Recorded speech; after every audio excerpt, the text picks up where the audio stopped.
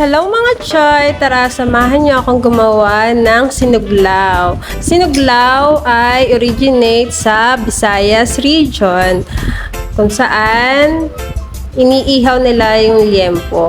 So, ang ginawa ko ay in-air fryer ko lang yung minarinate ko na liempo. So, ang ingredients nito ay pipino, sibuyas, kamatis, siling haba. Mga Choy, ito ay version ko ng pagluluto ng sinuglaw.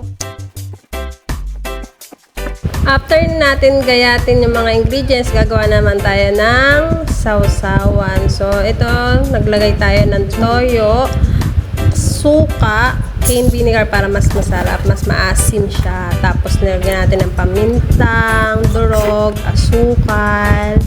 Ayan. So, haluin lang natin. Then, lalagyan ko siya din ng kalamansi.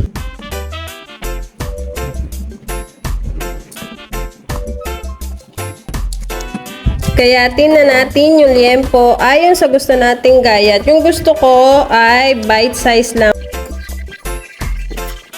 After makagawa natin ng sausawan, so paghahalu-haluin lang natin yung mga ginayat natin, then hahaluin natin siya.